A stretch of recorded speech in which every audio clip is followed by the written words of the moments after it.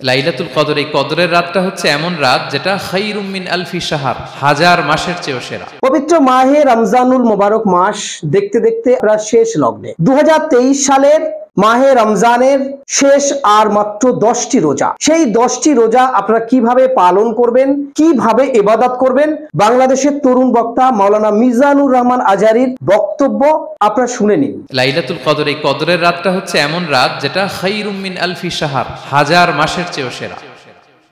1000 মাস লাগাতার ইবাদত করলে যে সওয়াব, কদরের রাতে ইবাদত করলে এর সমান সওয়াব হবে নাকি? সমান হবে না। আল্লাহ তাআলা বলেছেন খায়রুম মিন আলফি শাহর, না, এর চেয়েও শ্রেষ্ঠ, এর চাইতেও বেশি। হাজার মাসে, অর্থাৎ 1000 মাসে হয় 83 বছর 4 মাস। তো কদরের রাতে যদি আমরা ইবাদত করি তাহলে 83 বছর 4 মাস ইবাদত করলে যে সওয়াব, সে সওয়াব আল্লাহ তাআলা আমাদের আমলনামায় নসিব করবেন।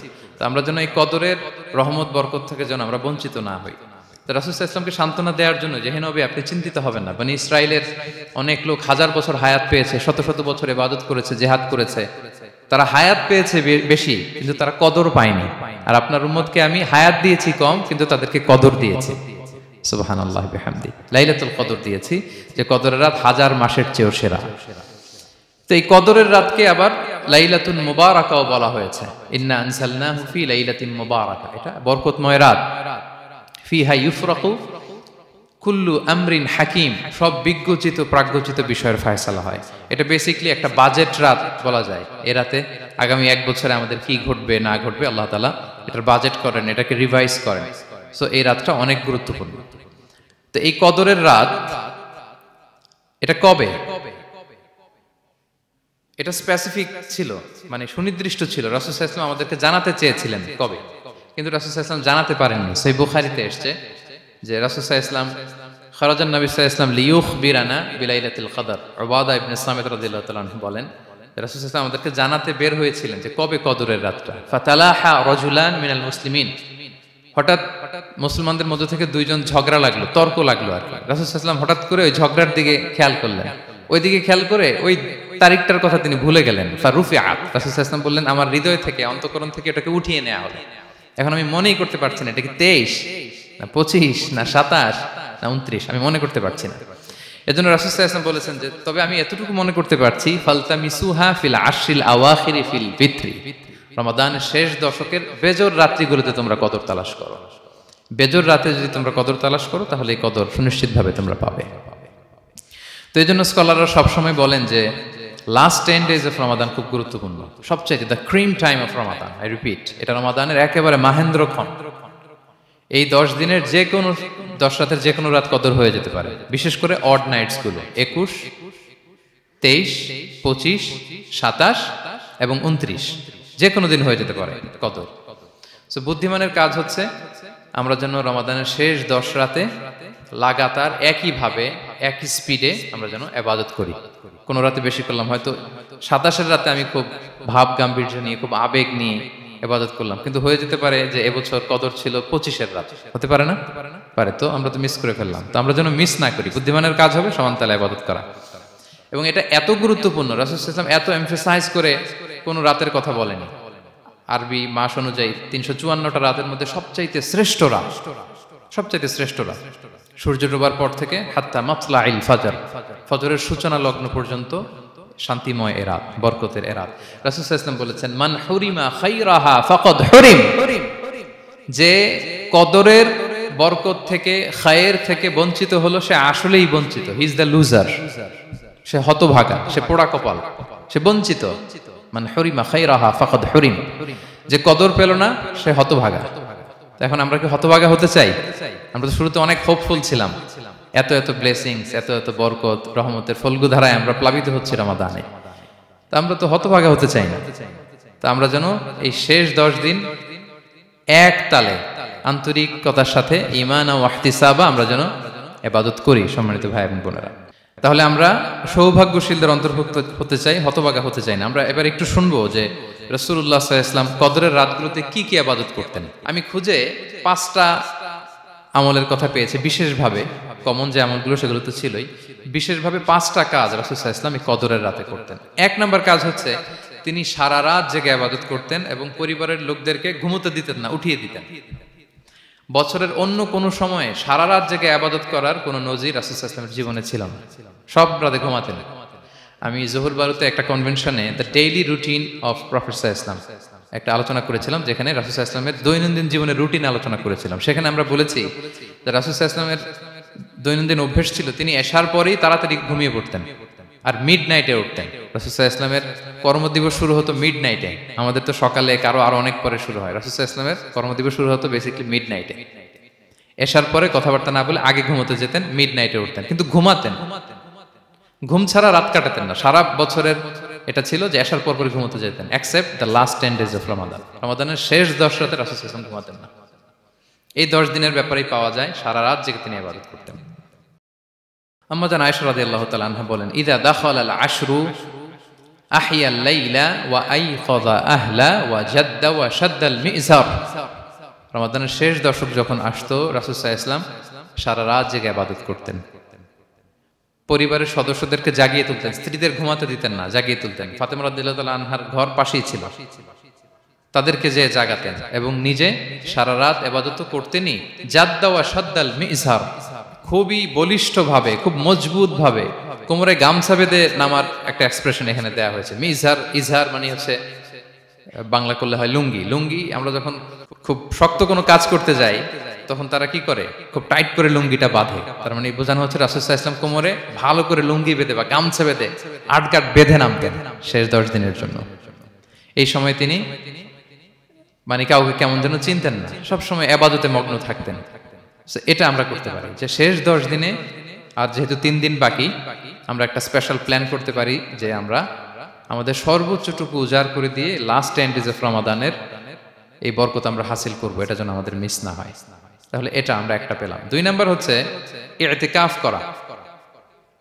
রাসূলুল্লাহ সাল্লাল্লাহু আলাইহি ওয়াসাল্লাম রমাদানের শেষ 10 দিন ইতিকাফ করতেন। আম্মা জান আয়েশা রাদিয়াল্লাহু তাআলা আনহা বলেন, কানা ইয়াতাকিফুল আশরাল আওয়াখির মিন রমাদান। রমাদানের শেষ দশকে তিনি ইতিকাফ করতেন। হাত্তা তাওয়াফাহুল্লাহ, ওনার ইন্তেকালের আগ পর্যন্ত এই অভ্যাসটাই তিনি জারি রেখেছেন। সুম্মা আতাকাফা আজওয়াজুহু মিন বাদে, তারপরে ওনার স্ত্রীরা ইতিকাফ করেছেন। আরেক বর্ণনা এসেছে ইয়াতাকিফু কুল্লা রমাদান 10 আইয়াম, প্রতি রমাদানে তিনি 10 দিন ইতিকাফ করেছেন। কিন্তু যেই বছর তিনি ইন্তেকাল করবেন সে বছর তিনি 20 দিন ইতিকাফ করেছিলেন। প্রতি রমাদানে 10 দিন, আর যে বছর ইন্তেকাল করবেন সে বছর কয় দিন? 20 দিন তিনি ইতিকাফ করেছিলেন মসজিদে নববীতে। তাহলে আমরা এই রমাদানের শেষ দশকে এটা করতে পারি। 2 নম্বর পয়েন্ট হচ্ছে ইতিকাফ করা। যারা আমরা করিনি তারা আমরা ইতিকাফ করতে পারি। আমাদের আইআইএম এর মসজিদ এটা ইতিকাফের জন্য একটা উর্বর জায়গা। আমরা যখন এই ক্যাম্পাসে ছিলাম তখন দেখেছি যে এখানকার ইতিকাফের পরিবেশ যে এত সুন্দর, এটা কল্পনাই করা যায়। অসাধারণ পরিবেশ। আপনি যদি ইতিকাফ নাও করেন, রাত 2টা বা 3টার দিকে সেন্ট্রাল মস্কে এসে বসে থাকলেও হবে। রাত 2টা 3টার দিকে এসে বসে থাকলে দেখবেন যে কেউ সেজদায় পড়ে কান্না করতেছে, কেউ হালাকা করতেছে, কেউ তাসবিহ পড়তেছে, কেউ কোরআন তেলাওয়াত করতেছে। মানে এত সুন্দর পরিবেশ, ওটা দেখলেই আপনার ইবাদত করতে মন চাইবে। তো আমরা যেন ইতিকাফ করার চেষ্টা করি। ইতিকাফ করতে না পারলে শেষ দশকের রাতগুলো যেন মসজিদে কাটানোর চেষ্টা করি, তা না পারলেও বাসায় যেন এই রাতগুলো আমরা মিস না করি। বিশেষ করে সেন্ট্রাল মস্কে তো অসাধারণ পরিবেশ, এটা হাইলি রেকমেন্ডেড। ইফ পসিবল আপনারা আসবেন, এখানে ইবাদতের চমৎকার পরিবেশ থাকে।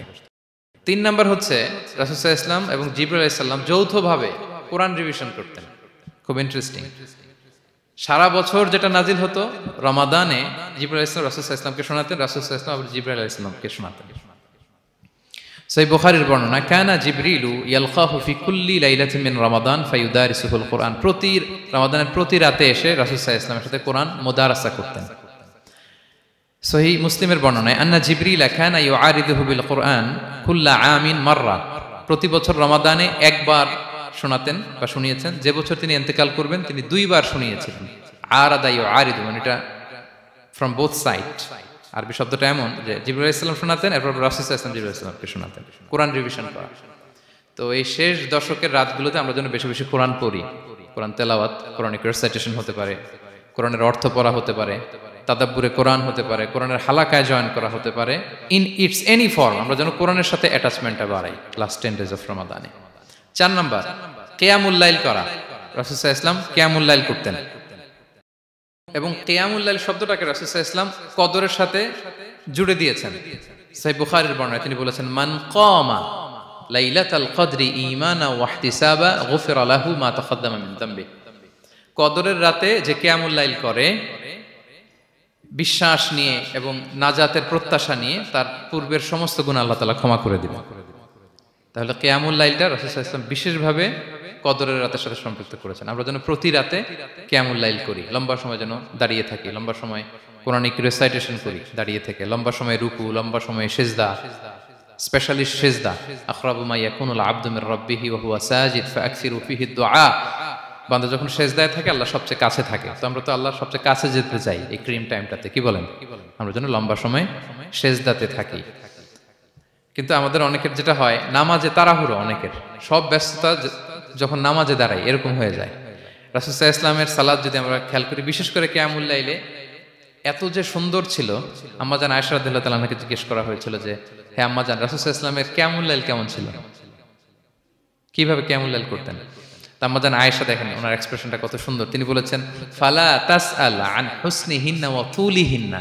রাসূল সাল্লাল্লাহু আলাইহি ওয়াসাল্লামের কিয়াম যে কত সুন্দর ছিল, কত লম্বা ছিল, আমায় জিজ্ঞেস করো না, আমি বলতে পারবো না।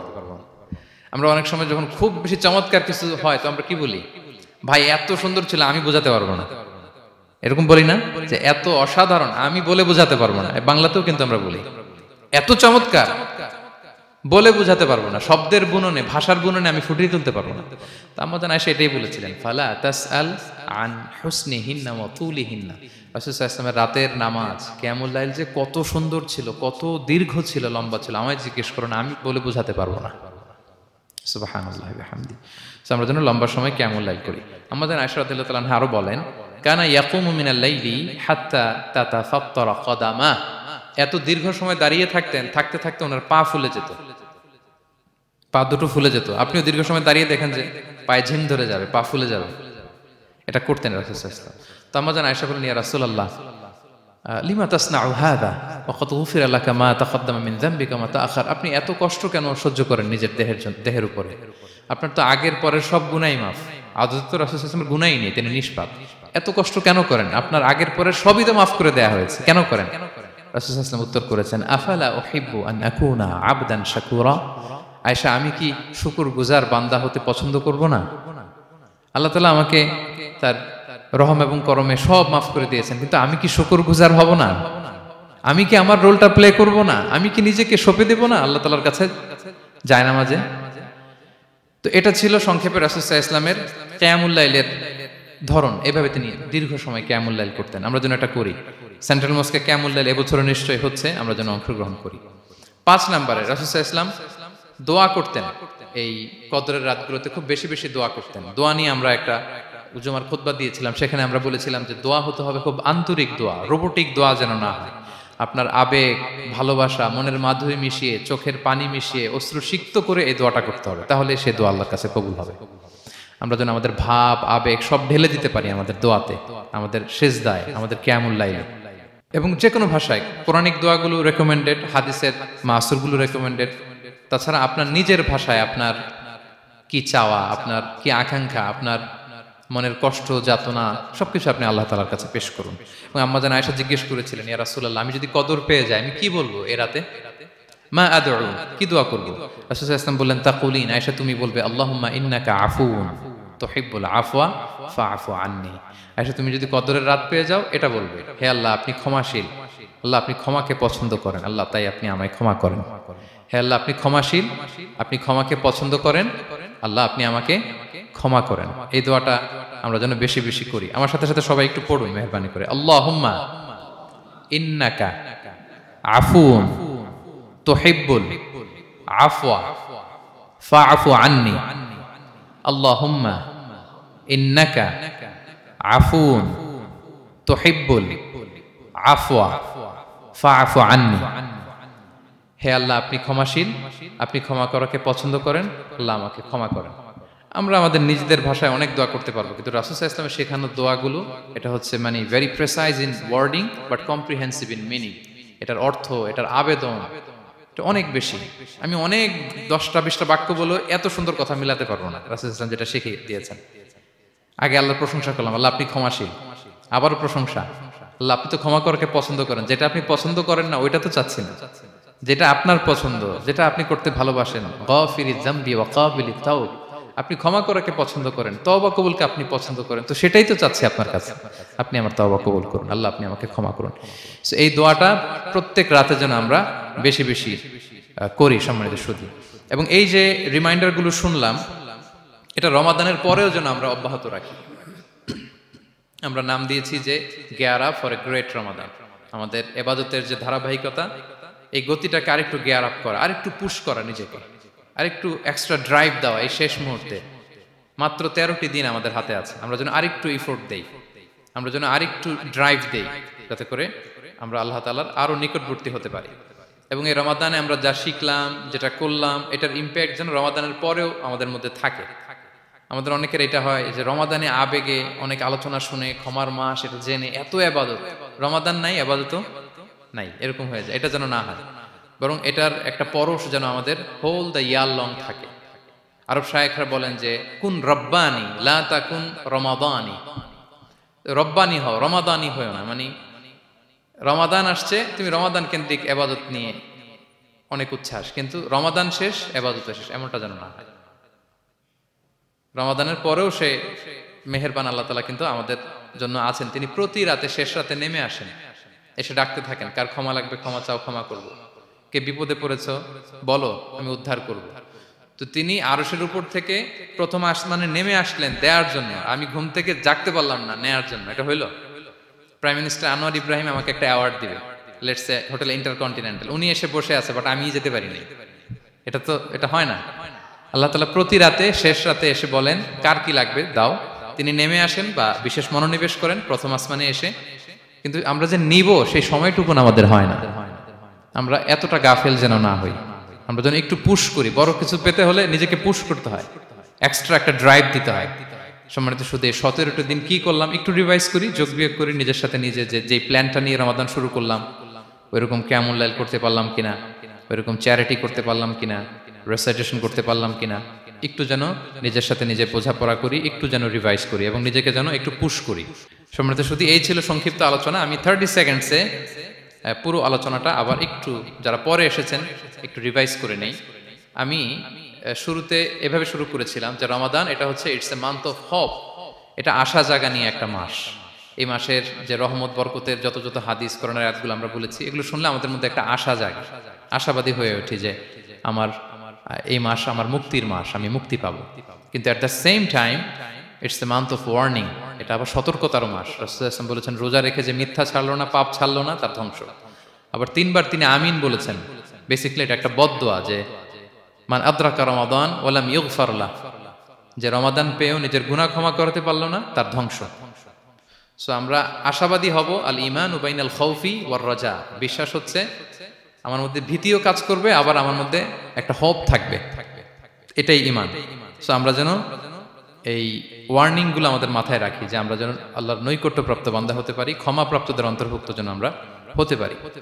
এরপরে আমরা বলেছিলাম যে লাআল্লাকুম তাত্তাকুন অ্যাচিভ হচ্ছে কিনা আমাদের প্রত্যেক কাজে এটা খেয়াল করতে হবে। আমাদের সম্মানিত ইউসুফ স্যার খুব সুন্দর করে এটা বলেছেন যে আল্লাহর সচেতনতা, আল্লাহর ভয়, to build up the sense that Allah is watching me, এই সেন্সটা আমার সব কাজের মধ্যে থাকতে হবে। যদি লাআল্লাকুম তাত্তাকুন অ্যাচিভ হয়, সাকসেসফুল, একটা সাকসেসফুল প্রোডাক্টিভ রমাদান আমরা কাটাচ্ছি। আর যদি লাআল্লাকুম তাত্তাকুনের সমস্যা, তার মানে we have to revise hour schedule, যাতে করে আল্লাহর এই সচেতনতা আমরা বিল্ড আপ করতে পারি। এরপর আমরা বলেছি যে আমরা সংযমটা যাতে এনশিওর করি, রমাদানের যে সংযম, নিজের প্রবৃত্তির উপর আমরা বিজয় লাভ করি। সারা বছর প্রবৃত্তি জিতে, রমাদানে আমরা জিতি। এরপর আমরা চ্যারিটির কথা বলেছি। রাসূল সাল্লাল্লাহু আলাইহি ওয়াসাল্লাম খুব জেনারাস হয়ে যেতেন রমাদানে, আমরা যেন আমাদের দানের হাতকে আরো প্রশস্ত করি। এবং রমাদানে আমাদের কমিউনাল স্পিরিট চলে আসে, আমাদের বেসিক্যালি একটা সেলফ ট্রান্সফরমেশন হয়। অনেক বদ অভ্যাস আমরা রমাদানে ত্যাগ করি, বাকি মাসেও যেন এটা আমরা কন্টিনিউ করি। আর সব শেষে আমরা লাস্ট 10 ডেজ অফ রমাদানের গুরুত্ব নিয়ে বলেছিলাম যে রাসূল সাল্লাল্লাহু আলাইহি ওয়াসাল্লাম খুব হতাশ হয়ে পড়েছেন যে অন্য নবীর উম্মতেরা অনেক হায়াত পেয়েছে, আমরা পেলাম 60-70, তো আমার গুনাহগার উম্মত কি করবে? আল্লাহ বলেন লাইলাতুল কদর খায়রুম মিন আলফি শাহর, নবী হে আপনার উম্মতের জন্য আমি কদরের রাত দিয়েছি, যে এক রাতে ইবাদত করলে 1000 মাসের চেয়েও বেশি সওয়াব তারা পেয়ে যাবে। সো এই কদরের রাত যেন আমরা মিস না করি। কোনটা কদরের রাত? আমরা বলেছিলাম শেষ 10 দিন সমান তালে ইবাদত করব। বিশেষ করে আমরা গুরুত্ব দিব অড নাইটস গুলোতে, 21, 23, 25, 27, 29 আমরা গুরুত্ব দিব। এবং রাসূল সাল্লাল্লাহু আলাইহি ওয়াসাল্লাম বলেছেন, মান হুরিমা খাইরাহা ফাকাদ হুরিম, যে কদরের বরকত মিস করলো সে বঞ্চিত, সে হতভাগা। He is the loser. আমরা যেন লুজার না হই, আমরা যেন গেইনার হই এই বরকতের মাসে। এবং সব শেষে আমি বলেছিলাম রাসূল সাল্লাল্লাহু আলাইহি ওয়াসাল্লাম স্পেশালি 5টা আমল করতেন, সারা রাত জাগতেন, ফ্যামিলি মেম্বারসদের জাগিয়ে তুলতেন, উৎসাহিত করতেন এবং কোমরে গামছা বেঁধে নামতেন। এরকম ইবাদতের স্পৃহা অন্য কখনো রাসূল সাল্লাল্লাহু আলাইহি ওয়াসাল্লামের মধ্যে দেখা যেত না, যেমনটা শেষ দশকে তিনি করতেন। ইতিকাফ করতেন তিনি। আর ইতিকাফ করলে কদর মিস হওয়ার সম্ভাবনা নেই। এটা 21-এ হোক, 25-এ হোক, 23-এ হোক, আমি তো মসজিদে, আমি তো কিয়ামুল লাইলে অংশগ্রহণ করতেছি, আমি তেলাওয়াত করতেছি, আমি প্রতিদিনই দোয়া করতেছি, মিস হওয়ার কোনো সম্ভাবনা নেই। আমরা যেন ইতিকাফের চেষ্টা করি, অথবা পার্ট টাইম ইতিকাফ যেন অন্তত করি, 5 দিন 3 দিন, অথবা রাতের সময়গুলো মসজিদে যেন আমরা কাটাই। 3 নাম্বার বলেছিলাম রাসূল সাল্লাল্লাহু আলাইহি ওয়াসাল্লাম এবং জিবরাইল আলাইহিস সালাম কোরআন রিভিশন করতেন। আমরা যেন কোরআন রিভাইজ করি, রেসাইটেশন করি বেশি মাত্রায় শেষের 10 দিন। কিয়ামুল লাইল, ফালা তাসআল আন হুসনিহিন্না ওয়া তুলিহিন্না, কত সুন্দর কিয়ামুল লাইল ছিল বলে বোঝানো যাবে না। তো আমরা যেন এরকম দীর্ঘ সময় কিয়ামুল লাইল করি। আর সবশেষে বলেছিলাম দোয়া করা। দোয়া করা হচ্ছে দোয়া মুমিনের হাতিয়ার। দোয়া মানুষের জীবন চেঞ্জ করে দিতে পারে।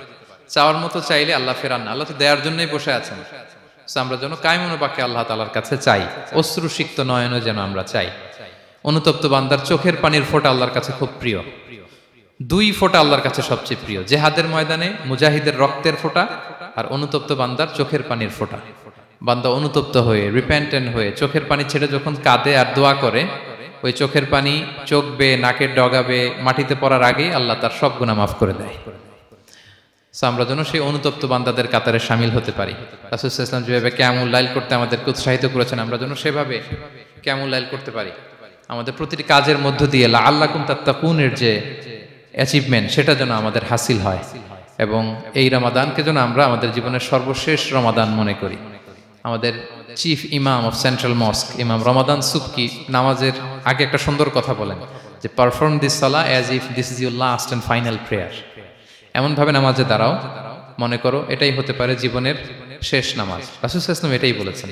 সো আমরা বিগত বছরগুলোতে আমাদের অনেক প্রিয়জনদের হারিয়েছি এই কোভিডের কারণে। এবছর আল্লাহর মেহেরবানি বাংলাদেশ আইএম কমিউনিটির এই চমৎকার, আমাদের সম্মানিত শিক্ষক মণ্ডলীদের প্রচেষ্টা, ছাত্র ভাইদের প্রচেষ্টায় এই চমৎকার জান্নাতি পরিবেশে ইফতারের আগে আমরা একত্রিত হয়েছি। আবারও আগামী বছর আমরা এরকম কোনো গ্যাদারিং এ জয়েন করতে পারবো, কোনো গ্যারান্টি কি আমাদের আছে? নাই। It could be the last Ramadan in our life. So আমরা যেন এটা সবসময় মাথায় রাখি যে হতে পারে আমার this is our last chance, এটাই লাস্ট চান্স। এবং এই অপরচুনিটিগুলো যেন আমরা কাজে লাগাই এবং আল্লাহ তাআলার প্রিয় বান্দাদের অন্তর্ভুক্ত হই। আল্লাহ তাআলা আমাদের সবাইকে এই কথাগুলো বোঝার ও আমল করার তৌফিক দান করুক। হাদা মা ইনদি ওয়াল ইলমু ইনদাল্লাহ আলাইহি তাওয়াক্কালতু ওয়া ইলাইহি উনীব। ওয়াসসালামু আলাইকুম ওয়া রাহমাতুল্লাহি তাআলা ওয়া বারাকাতুহু।